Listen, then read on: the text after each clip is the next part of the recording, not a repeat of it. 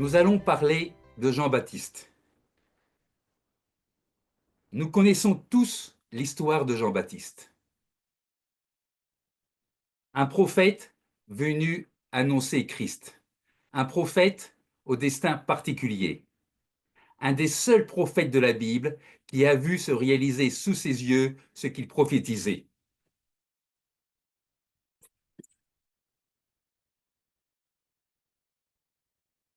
Pardon. Tous les prophètes ont annoncé Christ. Jean-Baptiste est le seul prophète à avoir annoncé Christ et à le voir. Ésaïe, un grand prophète de l'Ancien Testament, il a annoncé la venue au monde du Messie. Il l'a annoncé, mais il ne l'a pas vu. Le prophète Zacharie, un autre prophète. Le prophète Zacharie a annoncé la venue du Messie. Il ne l'a pas vu. Daniel. Daniel a annoncé une succession d'empires mondiaux. Il ne les a pas vus. Il n'a vu que le premier, l'empire babylonien. Les empires suivants, il ne les a pas vus. Ézéchiel. Ézéchiel a prophétisé sur la chute de Jérusalem au temps de la fin. Il ne la verra pas. Jean-Baptiste est le seul prophète à avoir prophétisé la venue du Christ et en même temps, il a pu voir ce qu'il annonçait se réaliser. Nous avons tous, ici présents, un point commun avec Jean-Baptiste. Ce que nous annonçons dans nos articles et dans nos prédications, nous allons le voir se réaliser. Tous, ici présents, appartenons à une génération à la destinée prodigieuse. Nous sommes assurément la seule génération de toute l'histoire humaine qui va connaître un enchaînement nécessaire, un enchaînement rapide et brutal d'événements qui vont conduire au retour du Christ. Les événements, les événements que nous allons vivre dans les mois et dans les années qui viennent s'accompliront indépendamment de notre volonté. Nous vivons à une époque à laquelle nombreux hommes et nombreuses femmes de Dieu auraient voulu vivre. Nous vivons à l'époque des temps de la fin, c'est-à-dire à l'époque du retour du Christ. C'est ce dont nous parlerons un peu plus tard, dans une semaine, à l'occasion de la fête des trompettes. Jean-Baptiste est un prophète qui, par ses paroles, nous dit ce que nous devons faire pour nous préparer aux événements des temps de la fin. Jean-Baptiste nous a laissé trois paroles qui sont indirectement trois enseignements qui doivent nous permettre d'atteindre en vainqueur le royaume de Dieu. Et aujourd'hui, nous allons voir ensemble ces trois paroles. Le premier enseignement de Jean-Baptiste, nous allons voir, nous le trouvons en Matthieu et en Marc. Nous allons le prendre en Marc. Livre de Marc, 6. Chapitre 6, verset 18. Nous lisons. Et que Jean lui disait, il ne t'est pas permis d'avoir la femme de ton frère. Focalisons sur un point cette phrase. Concentrons-nous sur l'injonction « il ne t'est pas permis ». Il ne t'est pas permis. Cette mise en demeure de Jean-Baptiste est adressée à Hérode Antipas, qu'il nous faut différencier d'Hérode le Grand. Cette mise en demeure met en avant la loi, les ordres, les prescriptions, les ordonnances et les commandements que l'on trouve dans la Bible. Cet ordre de Jean-Baptiste, cette injonction, il ne t'est pas permis, doit mettre une barrière à nos caprices, à nos ambitions personnelles, à notre égoïsme, et doit nous renvoyer en tout temps et en toute chose au commandement de Dieu. Il ne t'est pas permis signifie qu'il y a des choses qui sont permises et d'autres qui ne le sont pas. Il ne t'est pas permis nous interpelle sur notre obéissance à Dieu. Sans obéissance, nous ne pourrons pas traverser relativement sereinement les événements à venir. Que signifie « il n'était pas permis » ? Cette courte phrase, cette formule, nous dit que le mal n'est pas permis, que le péché n'est pas autorisé.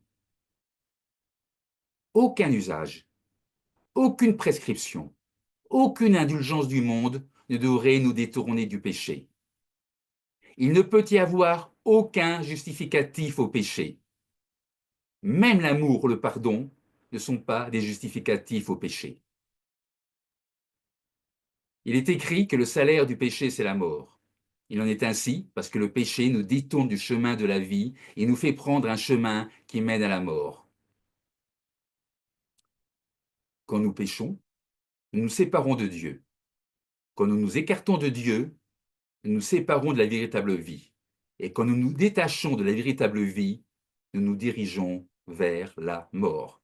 Une mort, potentiellement une mort éternelle. Qu'est-ce que la véritable vie? Qu'est-ce que la véritable vie? La vie véritable est une vie au cours de laquelle nous entretenons une relation permanente et étroite avec Dieu le Père. La véritable vie, nous la connaissons, nous la vivons, lorsque nous nous détournons des désirs, des nombreuses convoitises qui plongent hommes et femmes dans la ruine et la perdition. Avoir des désirs n'est pas mauvais en soi. Vouloir rechercher le bonheur n'est pas contraire aux enseignements de la Bible. Tout dépend sur quoi portent nos désirs et comment l'on recherche le bonheur. Nos sociétés recherchent le bonheur. Elles recherchent le plaisir et la satisfaction des désirs en contrevenant aux lois bibliques. Et Jean-Baptiste répond à cela en disant « Il n'était pas permis ». Il est écrit que l'homme ne vivra pas de pain seulement, mais de toute parole qui sort de la bouche de Dieu. Le vrai bonheur, la vraie vie, c'est de faire des commandements de Dieu notre ligne de conduite. C'est ce qu'avait compris David, à qui l'on attribue le psaume 1. Reportons-nous au psaume 1. Psaume 1. Et nous lisons « Heureux l'homme qui ne marche pas selon les conseils des méchants, qui ne s'arrête pas sur la voie des pécheurs, et qui ne s'assied pas en compagnie des moqueurs, mais qui trouve son plaisir dans la loi de l'Éternel, et qui la médite jour et nuit. » Pour espérer être un jour dans le royaume de Dieu, il n'y a pas d'autre choix que de mettre en application les commandements de Dieu. Tous les commandements de Dieu. Le psaume 1, nous n'avons lu que les 2 premiers versets, propose 2 voies, et seulement 2 voies. Il n'y a que 2 voies. Il y a la voie du juste, versets 1 à 3 du psaume 1, et il y a la voie du méchant, les versets 4 à 5 du psaume 1. 2 voies qui s'opposent. Il ne faut pas relativiser les commandements de Dieu. Il ne faut pas non plus relativiser le péché.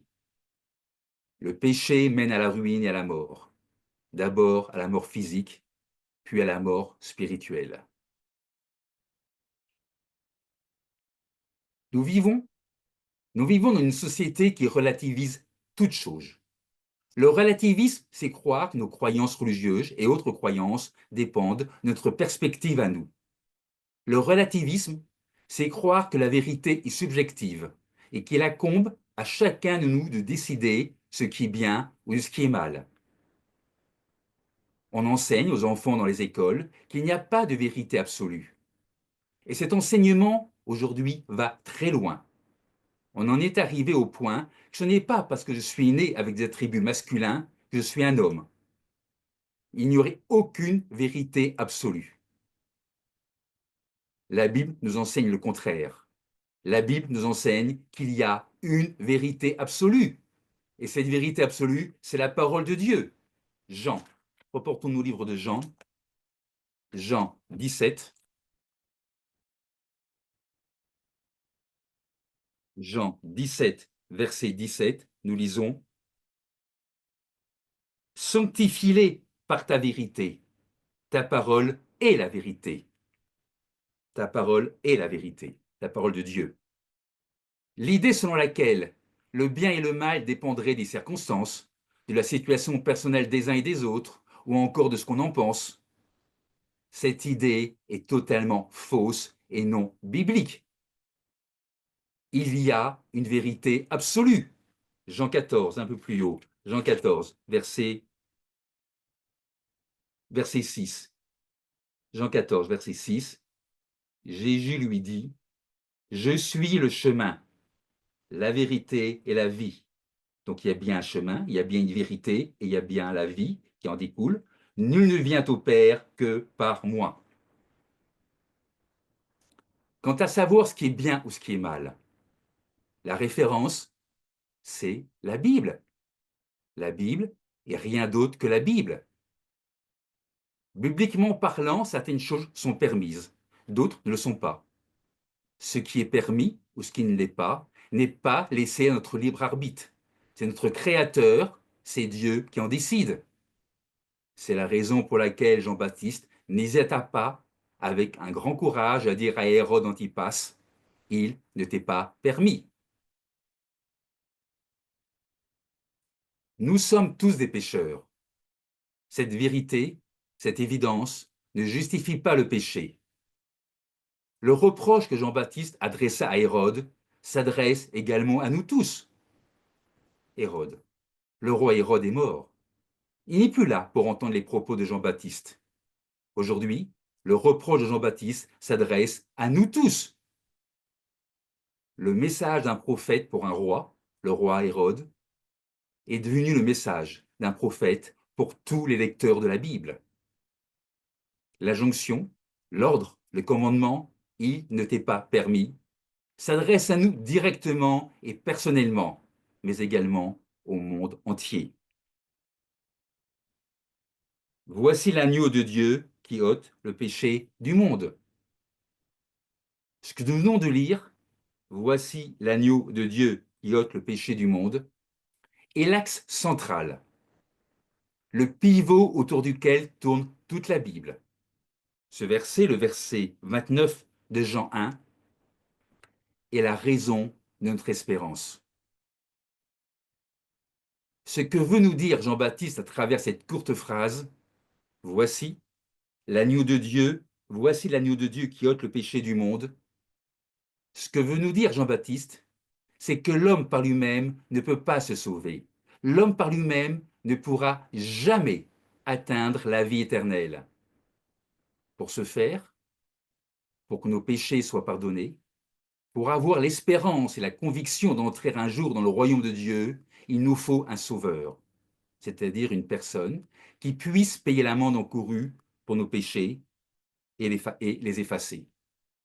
Cette personne, ce fut Jésus-Christ, l'agneau de Dieu, le Fils de Dieu qui a vaincu la mort.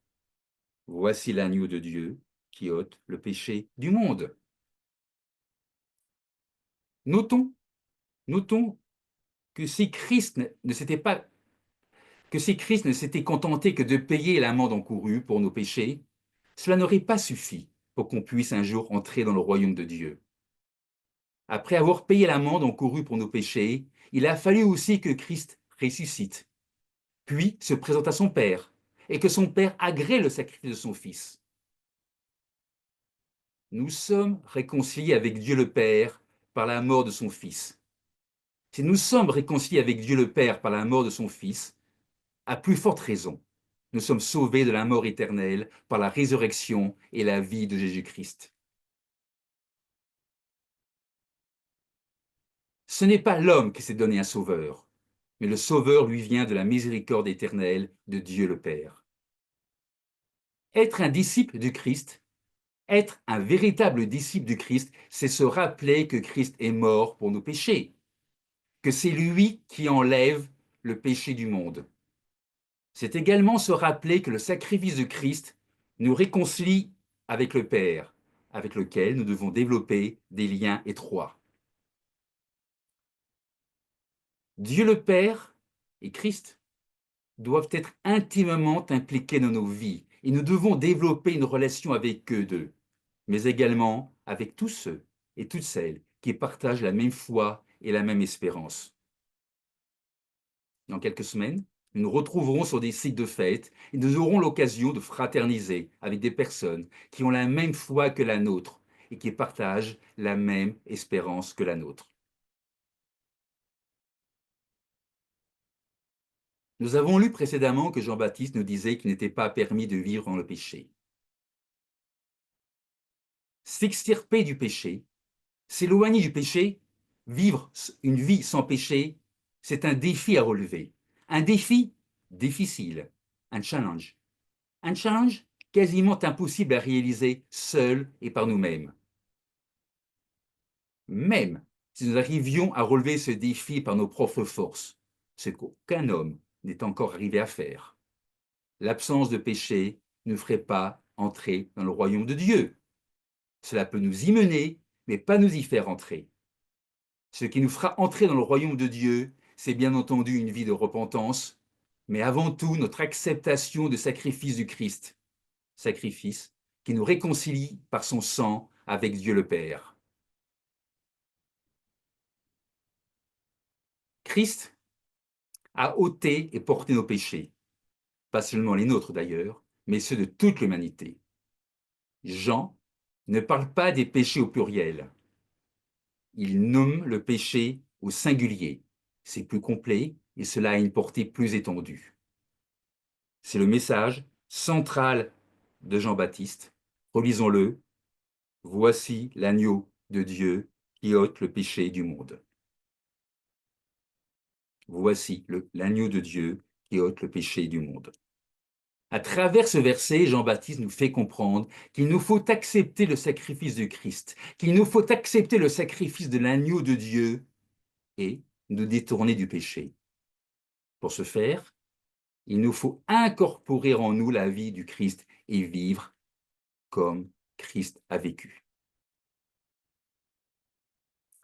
Lorsque Jean-Baptiste annonce publiquement « Voici l'agneau de Dieu qui ôte le péché du monde », il ne s'adressait pas à un homme particulier, mais à tous ceux et à toutes celles qui acceptent le sacrifice du Christ. Jean-Baptiste, met l'accent sur le rôle de sacrifice de ce Jésus-Christ. Christ n'est pas seulement le Messie, en hébreu le Machia, mot qui signifie loin ou l'élu, mais Christ est également le Sauveur. En fait, Christ est le parfait agneau de Dieu qui a le pouvoir d'enlever les fautes, d'effacer la culpabilité, de faire l'expiation des péchés. Christ nous réconcilie également avec Dieu le Père. Dans quelques semaines, nous célébrerons la fête des expiations et nous reparlerons de ce sujet.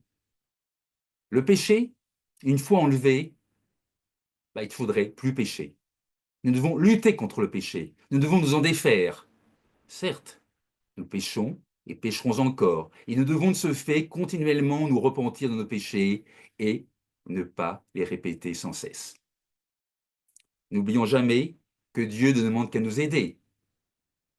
Lisons à ce sujet le psaume 46. Psaume 46. Psaume 46. Au chef des chantres, des fils de Corée. Verset 2.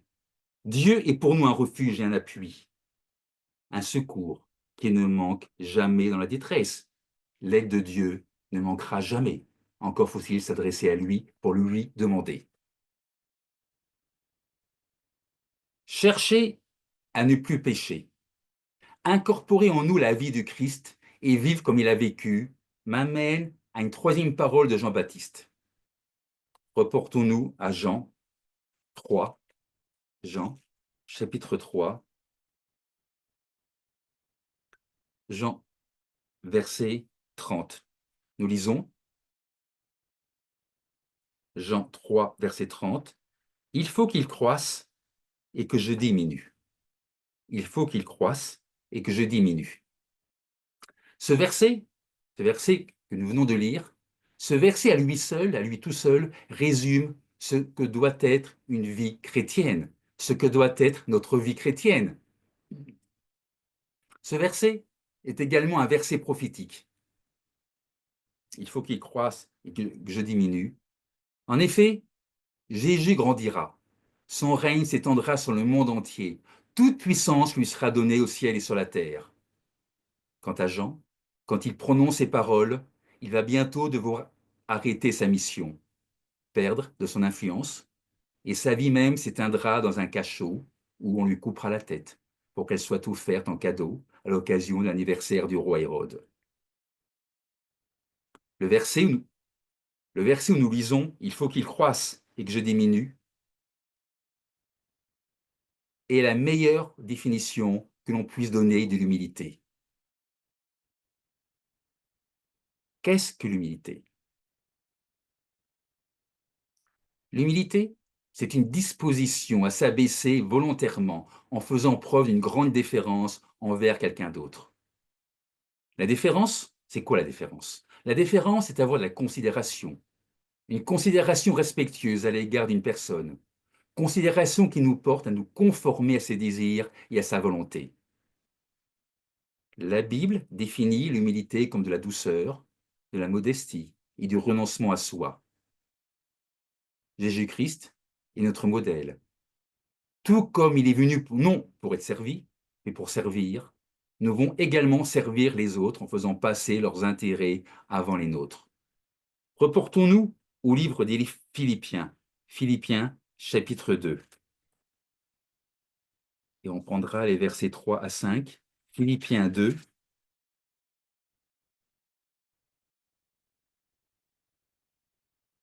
Ne faites rien par esprit de parti ou par vaine gloire, mais que l'humilité vous fasse regarder les autres comme étant au-dessus de vous-même. Verset 4. Que chacun de vous, au lieu de considérer ses propres intérêts, considère ceux des autres. Verset 5. Ayez en vous les sentiments qui étaient en Jésus-Christ. Christ doit vivre sa vie en nous.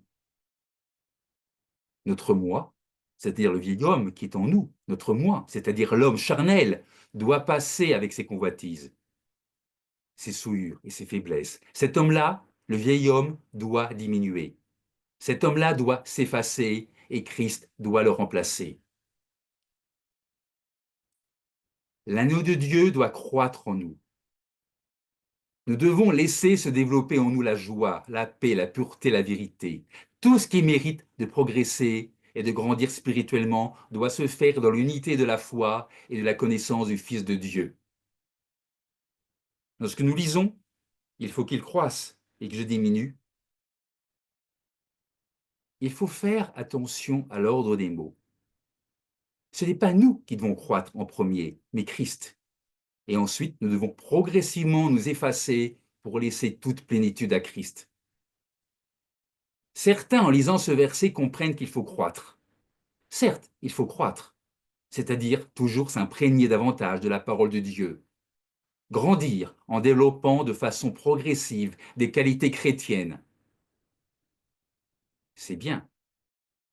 Dans le monde, nombreux et nombreuses sont ceux et celles qui ont des qualités chrétiennes et qui n'appartiennent pas pour autant au corps spirituel de Dieu.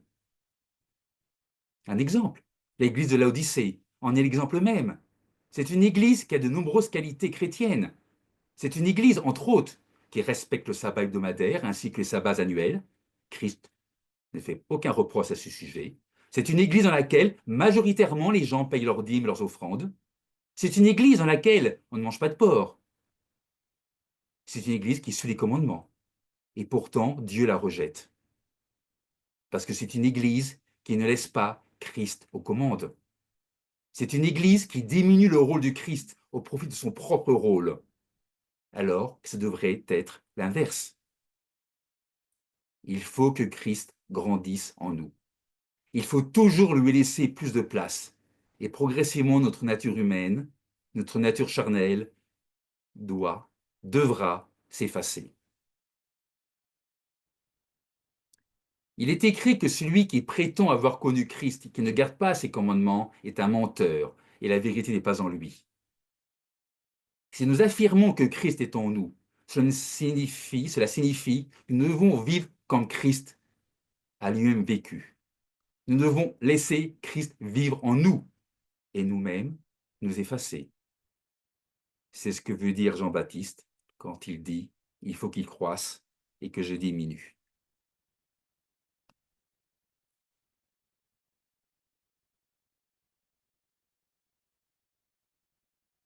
Pour conclure, je vous redonne les 3 paroles de Jean-Baptiste que nous avons vues aujourd'hui. La première, il ne t'est pas permis. Parole relative au péché dont nous devons nous débarrasser. Il n'est pas permis de pécher. Il ne t'est pas permis. La deuxième parole que nous avons vue, la deuxième parole de Jean-Baptiste, voici l'agneau de Dieu qui ôte le péché du monde. Parole relative au fait que nous devons accepter le sacrifice de Christ et reconnaître Christ en tant que Fils de Dieu. Voici l'agneau de Dieu qui ôte le péché du monde. Et la troisième parole que nous avons vue, il faut qu'il croisse et que je diminue. Il faut qu'il croisse et que je diminue. Cette parole résume toute notre vie chrétienne, une vie de conformité à la vie que Christ a menée. Notre moi doit s'effacer et Christ doit prendre sa place. Qu'il puisse en être ainsi. Je vous souhaite à tous et à toutes un très bon sabbat.